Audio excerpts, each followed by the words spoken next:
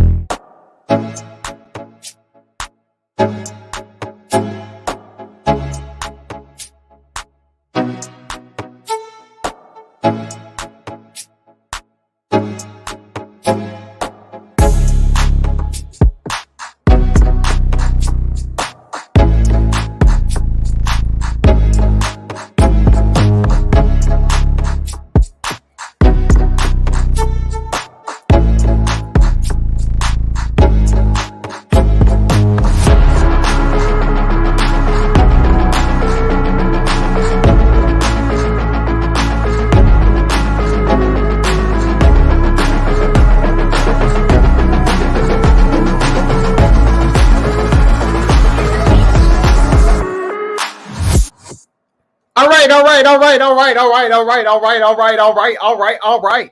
And just like the Eagles' performance in the second half offensively, I decided to start things out a little bit differently.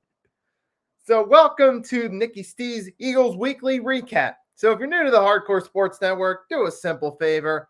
Drop a like and subscribe to the Hardcore Sports Network. And make sure you do the same over at my main channel, Nicky Stee's. If you don't know how to find it, simple. Open up a separate tab, go to YouTube, type Nicky Stee's in the search engine. It'll be the first channel you see that pops up in search results. Eagles logo on top, Sixers logo at the bottom, text in the middle. So make sure you subscribe to both channels right there. So let's get into it, shall we?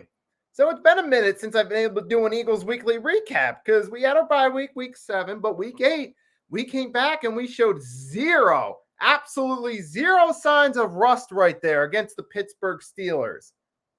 Okay. All right. So Jalen Hurts threw a career high 4 touchdown passes, huh? I want to know right now, who's still saying that Jalen Hurts can't throw the ball? Okay. Who's going to be saying that right there? Oh, he can't throw the ball. Who's saying that now, huh? Who is going to say that now after this performance? Seriously. And now if you want to say that you're concerned he might get hurt running the ball a lot sometime down the line, that's a different point.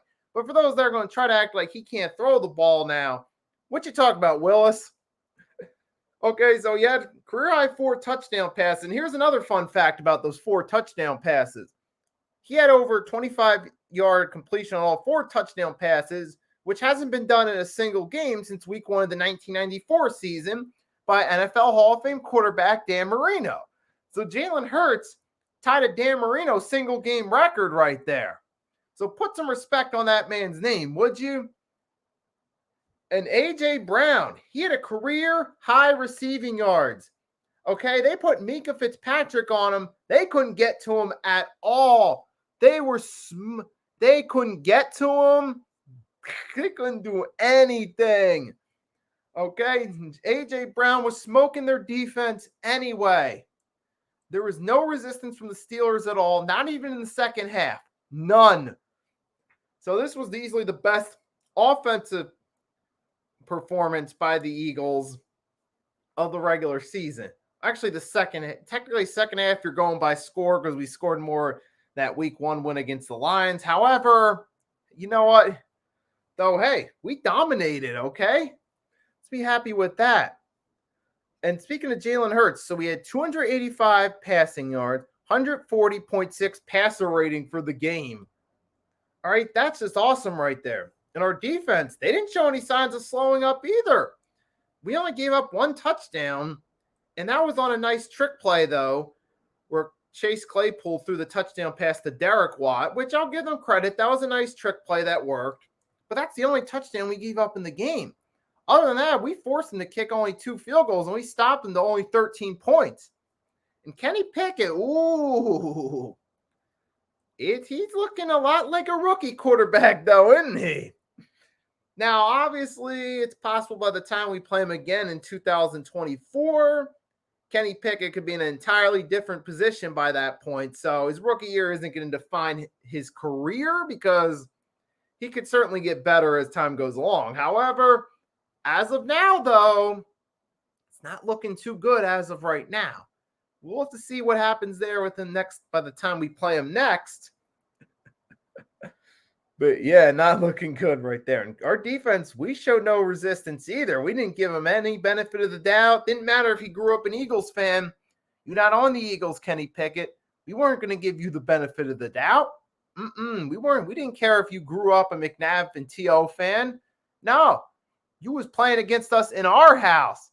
You was playing against us, and we dropped you for a sack 6 times.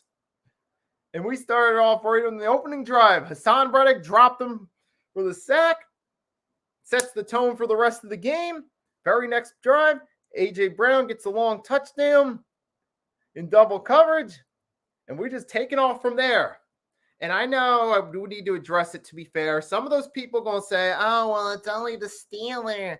It's only the Steelers. Man, get out of here with that, all right? In the words of Chad Johnson, child, please. Okay? You're an elite team. You're supposed to figuratively beat up on those bad teams.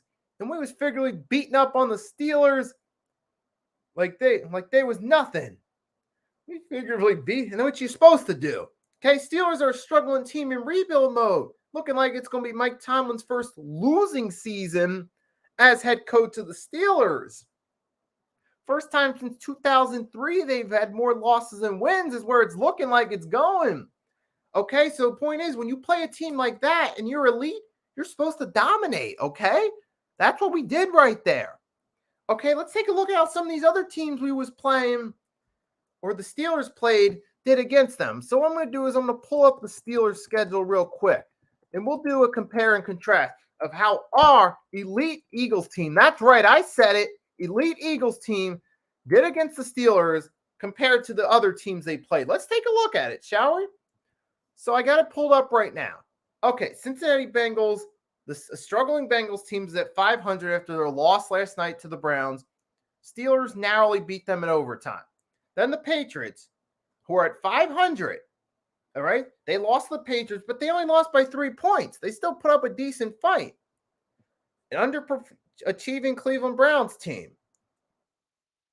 Now, to be fair, I know their star quarterback suspended, but still, an underachieving Browns team, 29-17, but the Steelers put up more of a fight there. The Jets team, who are better than usual, 24-20. Okay? And they did beat the Buccaneers 20-18. They lost the Dolphins 16-10. The only other team beside us that manhandled the Steelers were the Buffalo Bills in Week 5, 38-3. So the Buffalo Bills, who we know are an elite team in the AFC, are the only other team that was able to dominate the Steelers in the regular season. Us and the Buffalo Bills. So we were up there playing the Steelers the same way the Buffalo Bills did over in the AFC, okay? So now that I think about it, don't be surprised if Super Bowl 57 possibly ends up being the Philadelphia Eagles versus the Buffalo Bills. But we'll see what happens there. Let's not get too ahead of ourselves and get too off subject. The point is, though, the only other team that was able to dominate the Steelers in the regular season thus far was another elite team. And we did so the same way. So you think about it. Who's going to doubt now that we an elite team right there? Who you think's going to be doubting us, huh? Who you think? Exactly. And we were just out there in cruise control right there. Again, still the kings of the NFC East. The second best team in the NFC right now is the Minnesota Vikings, who only have one loss on the season. And you guys remember who that loss was to, right? Exactly. So for those of you that want to say, well, it's only the Steelers, well, look at the other top team in the NFC we played on our schedule, the Minnesota Vikings, how we dominated them. Does that sound like something a soft team that played a bunch of soft games does? Go out there and dominate the other good teams? No. See, a team that's lucky that coasts their way through an easy schedule the way some of you haters want to make it out to be, see, they would have put up a close fight against the Vikings and fell short. But not the Philadelphia Eagles. No. They actually dominated that game as well. So I don't want to hear any of y'all haters talking about, oh, you only beat the Steelers, you only beat the Commanders. Oh, they don't want to hear them talking after Thursday saying, oh, it's only the Texans. And speaking of that, I got a preview for that game, same time tomorrow. So if you're enjoying this, you want to tune into that preview as well tomorrow at noon. But man, I don't see who's going to doubt us at this point. I mean, okay, Jalen Hurts, he's showing that he's taking the next steps to be a quarterback. You see it every game. You see some sign of progression from last year every single game. So no matter what the situation, no matter the circumstances, you always see him that Jalen Hurts has progressed. He showed it against the Steelers, okay? 4 passing touchdowns. And A.J. Brown, he's showing that we made the right move on draft day. We didn't need to go get Treylon Burks or any of those other receivers on the board. We saw Howie Roseman saw a perfect opportunity there on draft day and realized, wait a minute, there's a conflict with A.J. Brown's contract. Titans don't want to pay up. He's going to want out of there. Howie Roseman strategically pull up that trade draft day, trade our pick to the Titans so they can get a replacement so they wouldn't have to deal with the A.J. Brown situation. And you know what? He's ours now. And he's torching D secondary. So that's right. Once again, A.J. Brown showed that it certainly was the right move right there.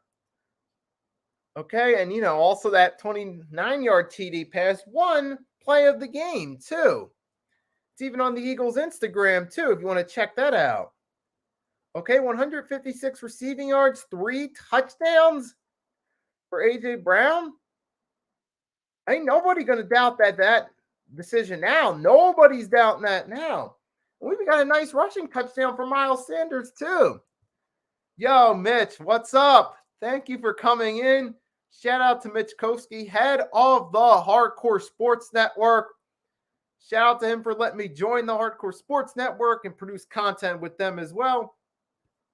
Right now, it is all good. We are talking Philadelphia Eagles football, praising the Philadelphia Eagles for their performance on Sunday.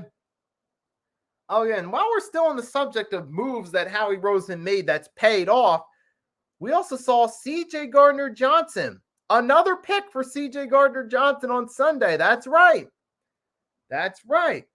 So once again, C.J. Gardner-Johnson showing that Howie Roseman made the right move there. So, yeah, that's another off-season move that's proven to be a good move. That's proven to have worked out for us. So, yes. So in this game, we saw C.J. Gardner-Johnson and A.J. Brown prove that the trades we made to get those guys was well worth it. That's right. I mean, you clearly saw with that. Dude, I know some people, of course, are always going to throw that it's only the Steelers. But you know what? When I see a dominating team go up there and beat up on a bad team, I see that as a sign that things are going right. You're supposed to win these games in convincing fashion. When you play those struggling teams, you're supposed to go out there and beat them. And the way we dominated the Steelers reminds me a little bit of our Super Bowl season from 2017. Remember how in 2017 we played teams like the Bears and the 49ers before they pull off the trade for Jimmy G? Remember we dominated those games? Remember that? Right, and those were teams who were struggling that year. 49ers, they got a little bit better the second half of the season that year when they got Jimmy G, but first half of the season, they were doo-doo. We played them at that point, and we dominated them. Remember, we dominated the Bears, who were and still to this day are a struggling team, minus that 2018 run, where we beat them there, but that's beside the point. The point is, though, we've seen the Eagles the last time they were elite, when they won that Super Bowl run, dominate struggling teams. So when you do that, that's a sign that things are trending upward in the right direction. You're going in the right direction. You need to win a championship, okay? So this is a sign, a good thing right here. This is a sign that things are headed in the right direction. I mean, it's not like 2016 where we were still rebuilding. We were trying to get the pieces together, where we kind of struggled a little bit against the Browns and Bears, but we still won those games. Keep in mind, bad Browns and Bears teams, but we were narrowly winning those games. See, when you're in that position, that's a sign that things aren't really going on the, that things need to be worked on. Okay, but here, you're not seeing that here. You're seeing against teams like the Commanders, like the Steelers on Sunday. You're seeing that we're going out there winning these games in impressive fashion. We're winning over critics with this right here. Even Michael Irvin, before the season, he had a feeling that the Eagles had the potential to make a dynasty of this. Now, that part obviously remains to be determined. We still have to see if that part's going to come true. However, Michael Irvin even saw the potential writing on the wall before the season started. Yes, Michael Irvin of all people. And you know what? We're proving that he had reason to be concerned about this Eagles team, okay? He's proving it, okay? I mean, even with the run defense, Najee Harris didn't really get cooking that much, did he? No, he didn't. But speaking of the run defense, the only thing that concerned me was Jordan Davis leaving with an injury, though. That's the only thing that I really saw that had me a little bit concerned. But hopefully he'll be back soon, though. So I'm still looking right now to see an update, though, on Jordan Davis's injury. Hopefully he'll be all right. Let's see. So I'm looking right now at NBCSportsPhiladelphia.com to see if there's been an update on that injury. Okay, so apparently last time I checked, they're still working through in quotes, says in the article. I'll read the first couple sentences. So it says from profootballtalk.NBCSports.com. The Eagles are, quote, still working through defensive tackle Jordan Davis' diagnosis on his injured right ankle, Coach Nick Sirianni said Monday. He did allow that Davis is unlikely to play in Thursday Night Football, and he did not dispute an NFL media report that Davis has a high ankle sprain. Sirianni, quote, I'm never going to put a timetable on him. And I know you didn't ask for a timetable, but probably not going to be going this week. Okay, so apparently it looks like it's a high ankle sprain. We still don't know for sure, but that's what it appears to be. So if that's the case, though, it doesn't look like it's going to be a season ender, though. Even if he does miss Thursday's game against the Texans, especially with it being a shortened week, okay, I'm not going to panic about it if that's the case because he'll be back eventually. He'll be back. So no need to panic right there about that. So even though that's the one bad thing about it, it really wasn't something that we need to panic about necessarily. And I know this is off subject with the Steelers, but against the Texans, we're probably not going to really need Jordan Davis anyway, which I'll get to that more tomorrow because I got a stream previewing that same time, both on the Hardcore Sports Network and the Nikki Stees channel tomorrow at noon. So I'll talk more about the Texans game there. But here, though, yeah, I can't really find anything to really nitpick and complain. I know some fans love to nitpick and complain about things right there. Like, oh, will we let who's the running back for the Steelers? We gave one running back for the Steelers, got like 50 yards on 8 carries. What was his name again? His first name was Jalen. Was it Jalen Howard? Was it off the can't remember his name off the top of my head. If you guys are in here, you can remind me in the chat if you know who I'm talking about. Leave a comment there. But the only thing is he came into the game and he did okay right there.